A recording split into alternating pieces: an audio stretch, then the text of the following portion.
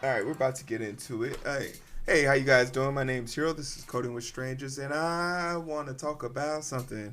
One of my dreams is to actually become like a major influencer. Like, we all have dreams. Some of you guys want to be rappers. Some of you guys want to be celebrities. Some of you guys want to be, kept individuals. Some of y'all want to be losers. Let's just call it what it is. Beta. Some of y'all definitely want to grow up and become losers. But me, I want to be an influencer. I want to be famous. So imagine my plight when every day I have to wake up with the painful realization that I have to go to work because I don't have 1,000 followers on TikTok. That's weak. That's weak. And these are painful realizations some people have to come through. But for a vast majority of people on the internet, they look at TikTok and see a wealth of knowledge. They see a getting out from the American or Westernized media circle. They see a version of communication. They see a platform that allows for liberation. They see a platform that they have power over, and from this power they can enact change and bring about a better way of life for the people on the platform. And I say for the people on the platform because TikTok, while perceived as a young person's app, and by no stretch of the imagination it is a young person's app, it does have its teeth in every aspect of it, from artists making a living off of dropping a few songs to major companies reaching out to influencers on the app to test trial their prototype products. TikTok is well ingrained in our society and is the place where or the most not millennials, what's the motherfuckers before us? I mean after us, Gen Z. Gen Z gets most of their news from. Now, if you said to me that there was a generation that got their news from a social media platform and they were better for it, I'd be crying, because we saw what happened when our boomer ass parents got a hold of Facebook and they literally let it rot their brain. Has anyone been on Facebook lately and just seen some of the brain rot that's on there? My goodness. Like, so now they're using, like, the thing that's hot on Facebook, and this is crazy to me, is they'll post a picture of like a bunch of AI generated images and just get you'll just see a bunch of grams and pop-pops just on there like, this is a lovely picture. This is a lot of AI generated pets. It's crazy. And it just speaks to how their brain is rotting on the internet. But it also happens to young people too, because there's a lot of brain rot on the youthful side too. It's important that we remember that TikTok is a platform for everybody. So when a certain demographic of people want to take that away from everybody, we have to do a little bit of investigation. And while I've never been a major proponent of like what I support and who I support and how I support it, it's very clear to me that an injustice anywhere is an injustice everywhere.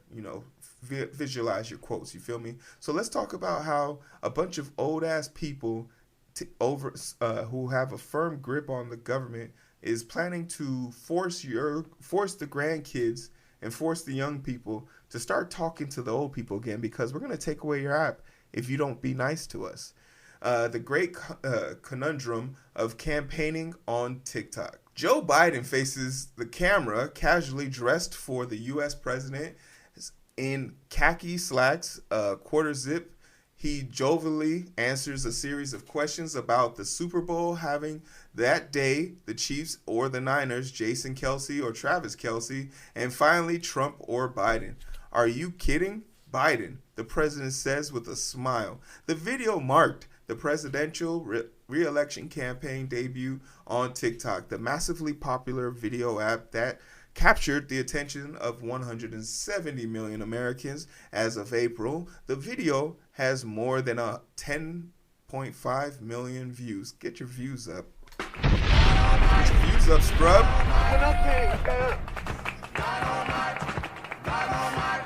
I think the last thing I posted doesn't even have triple-digit views yet. Tragic. Still, just weeks after that launch, Biden would pledge to sign a bill that could oust the app from the United States unless it finds a way to separate from its Chinese parent company in 6 months once it takes effect.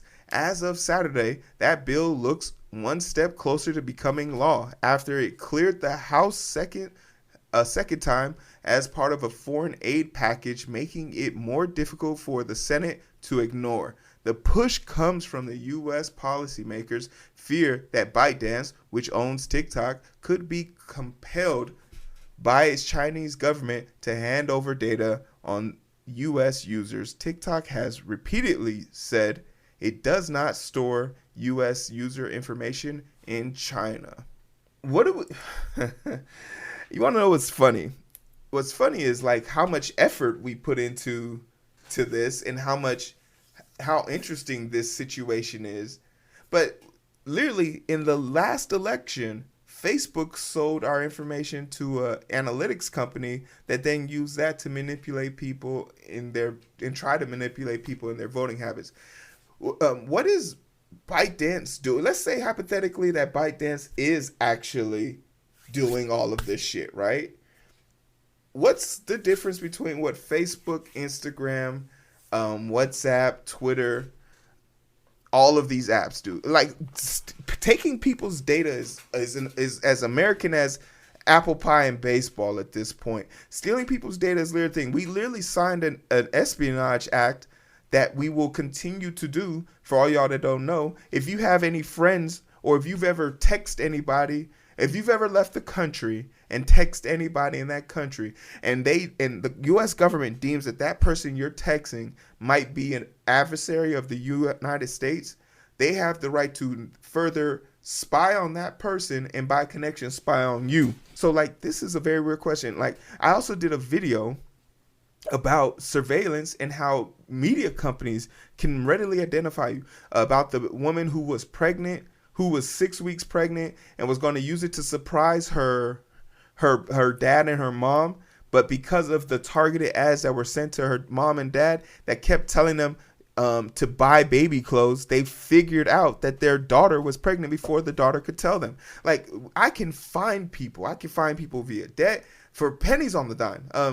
If you're lucky enough to figure out where your debt is allocated to, you could buy it for pennies on the dime and literally wipe out your debt without having to pay the exorbitant prices of what the taxpayers say. Debt is a commodity, and knowledge and technology is all of that stuff is a commodity that people use in order to leverage selling whatever they want to sell. So TikTok doing this is no different. And the sad part about it is that we know for a fact that people within the ranks of the government use the information from TikTok. Look at the hypocrisy. Sleepy Joe Biden saying he's going to ban a bill that he got 10 million views on. Ban an app that got him 10 million eyes that he wouldn't have got otherwise. It's kind of the hypocrisy. And this is like revenge of the old people. Like no one wants Joe Biden on fucking TikTok. Are you shitting me? Go fucking wipe my damn student loan debt. And this is the monotony of the situation, right? There's a real live energy about, look, bro, you don't have to be on TikTok. Just wipe out my student loan so I can buy a house and we'll call it even, man. But like, it's the things that no one asks for that they're doing that's really grinding people's gears, especially mine. It's really becoming hard for me to believe that he's actually going to win this year just because of how badly they fumbled this situation. And now they're taking away a representative tool for the youth. So you're losing the youthful vote. Like, that's crazy. We dig deeper. While TikTok users might be surprised by the incongruent campaigning, professionals have mostly shrugged off the cognitive dissonance to them. What's most important is being where their voters are. Even so, TikTok's prohibition on political ads and relative newsness to the election scene means it's not yet indispensable for campaigns in the way that strongholds like Facebook are after providing to be reliable for fundraising over several cycles. But many strategists also still recognize opportunity, if limited, on the platform for as long as it exists in the current form. Bradley Tusk, a venture capitalist and political strategist who served as Mike Bloomberg's campaign manager. I guess you weren't very good, seeing as how he didn't even make it to the second debate stage. In 2009, mayoral race compared candidates' attitude towards TikTok ban to how they might treat proposals to amend campaign financing laws. Too bad you're a billionaire and no one cares. When you see proposals to change them, every member says, well, I'll live by whatever the rules are, but I'm not going to unilaterally disarm until that happens, says Tusk. So I think every campaign that is using TikTok is going to use it until the day the platform goes away or changes hands or whatever happens. If anything, but I think that's no one is going to primitively not use TikTok. And he makes a good point here. He makes a great point here. Let's just cut to the brass tack. This is a great article. You could read through it. It gives you a very thorough rundown of everything that happens.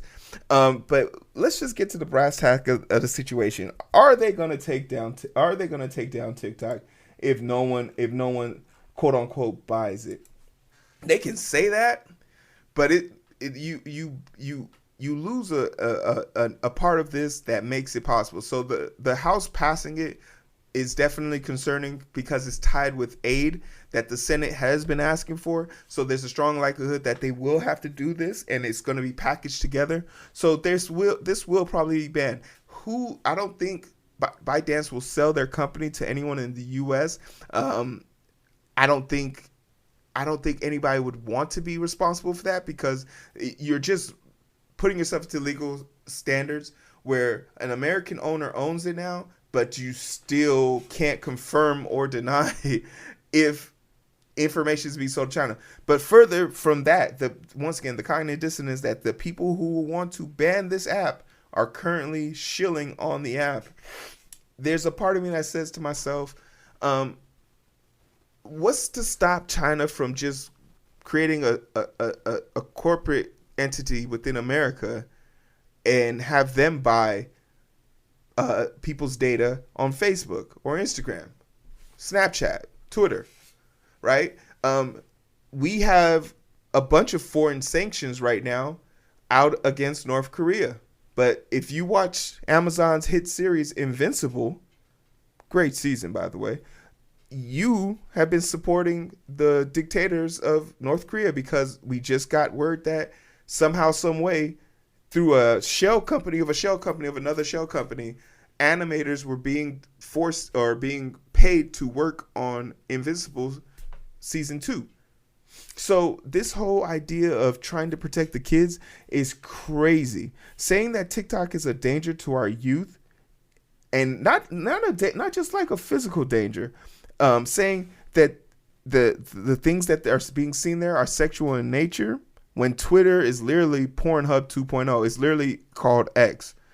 They talk about how the transgender agenda is being put out there, like transgender people just started existing in 2024. Like, get over yourself. And then third, talking about how there is creating a divide in this country. You know where the divide probably started to. I'm not saying this is where the divide started. You could go back as far as, slavery. But I'm pretty sure the point where a bunch of people stormed our democracy and tried to reverse the people's decision was probably the breaking point. And then finally, this overzealous nature of old people. Now, I want to make this clear, because I don't want to seem ageist. I love old people. I think you guys are great at doing things well within your capability. One of the things you probably shouldn't be doing is dictating the life-changing detrimental attributes of people's lives when you're not going to be there to witness the consequences. Ruth Bader Ginsburg comes to mind. People champion her. Oh, women this.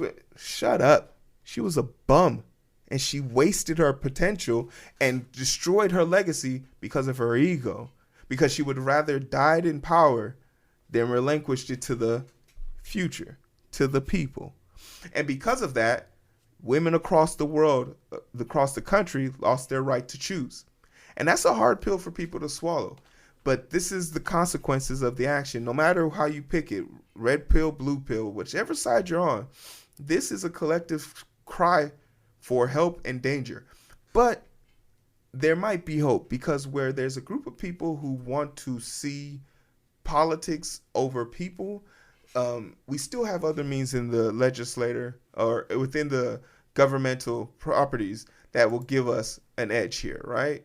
Because in November of last year, a U.S. judge blocked Montana from banning TikTok use in its state. So we've seen this on the state level, and usually whenever we're kind of concerned about laws being that progress as far as it pertains to technology, the first concern always comes at the state level. So when a bunch of legislators try to ban TikTok in Montana, there was a bunch of petitions that went out, and eventually a judge found that they couldn't do that because it went against the First Amendment right.